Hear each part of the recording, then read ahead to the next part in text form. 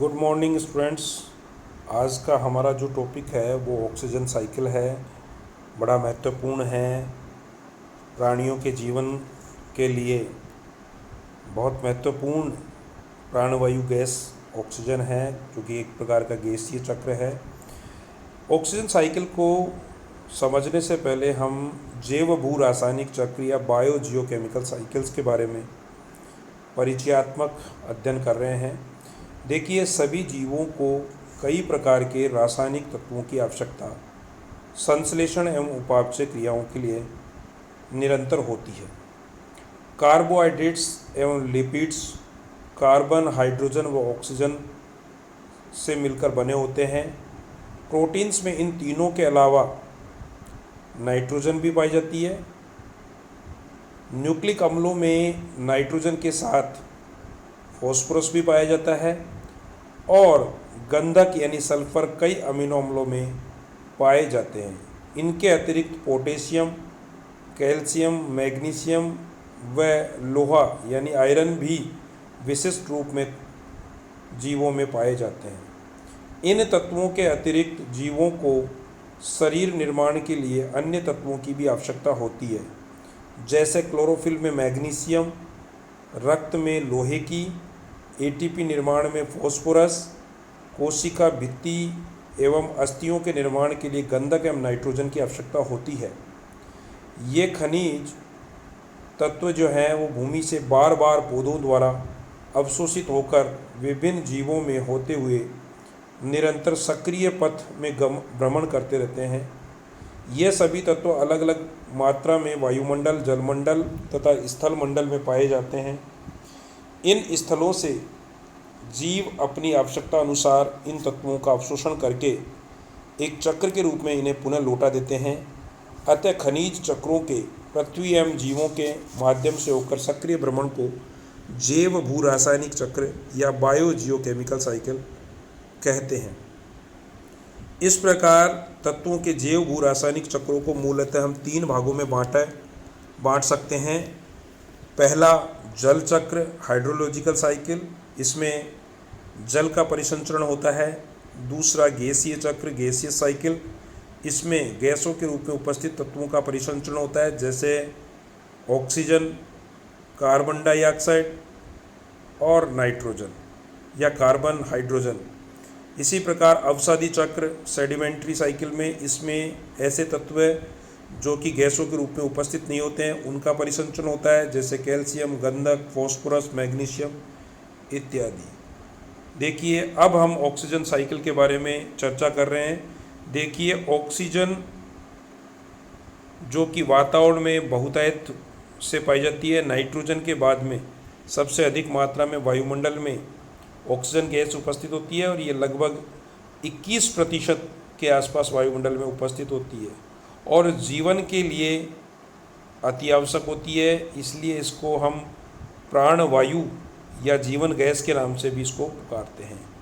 ब्रोइकर नामक वैज्ञानिक ने सन 1970 में बताया कि प्रत्येक जो स्क्वायर है उसकी सतह पृथ्वी की लगभग 60,000 मोल्स टन, लगभग 1 टन एटम से घिरी रहती है। उससे पहले हम थोड़ा सा ऑक्सीजन चक्र का जो एक रेखा चित्र डायग्राम बना हुआ है इसके बारे में हम समझ लेते हैं। ये बिल्कुल सिंपल सी बात है कि पहली बात देखिए, फोटोसिंथेसिस की जो क्रिया है केवल हरे जो है पादप कर पाते हैं, इसलिए इनको उत्पादक कहा जाता है।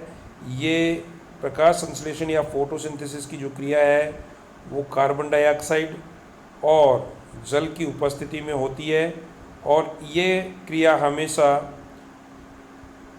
दिन के समय जब सूर्य का प्रकाश होता है केवल तभी हो पाती है।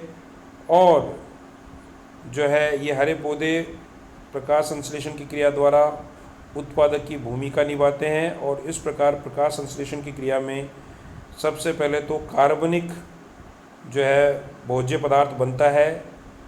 ग्लूकोज इसका सबसे सिंपल उदाहरण है, C6H12O6, और साथ ही जो है मुक्त ऑक्सीजन बनती है जो कि वायुमंडल में मुक्त कर दी जाती है। और इस मुक्त ऑक्सीजन का जो कि वायुमंडल में पाई जाती है, इसका उपयोग सभी पौधे और जंतु रेस्पिरेशन यानी श्वसन की क्रिया में करते हैं और श्वसन की क्रिया में करते हैं। साथ ही इस श्वसन की क्रिया के द्वारा ही जो ऑर्गेनिक फूड सब्सटेंसेज जो जंतुओं के द्वारा हरे पादपों से प्राप्त किए जाते हैं, उनको भी वापस से जो है ऑक्सीजन की उपस्थिति में ही अपघटित किया जाता है कार्बन डाइऑक्साइड और जल के रूप में। और इस प्रकार अपघटित कार्बन डाइऑक्साइड और जल से वापस से पौधे, हरे पौधे जो होते हैं, वो फोटोसिंथेसिस की क्रिया द्वारा भोजन का निर्माण करते हैं और साथ ही मुक्त ऑक्सीजन वायुमंडल को छोड़ते हैं। इस प्रकार ये ऑक्सीजन चक्र निरंतर जो है वायुमंडल में निर्बाध रूप से चलता रहता है। इसमें देखिए, स्थलीय, स्वच्छ जलीय व समुद्री पादप प्रकाश संश्लेषण की क्रिया द्वारा ऑक्सीजन उत्पन्न करते हैं।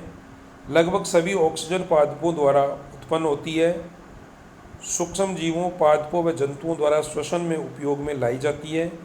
सामान्यतः जितनी ऑक्सीजन उपयोग में लाई जाती है उतनी ही वातावरण में उत्पन्न होती है। जीव जगत में ऑक्सीजन श्वसन के द्वारा प्रवेश करती है। श्वसन क्रिया में ऑक्सीजन जो है हाइड्रोजन से मिलकर जल का निर्माण करती है। इस प्रकार बना जल जो है जीव द्रव्य का मुख्य घटक होता है, मुख्य भाग होता है।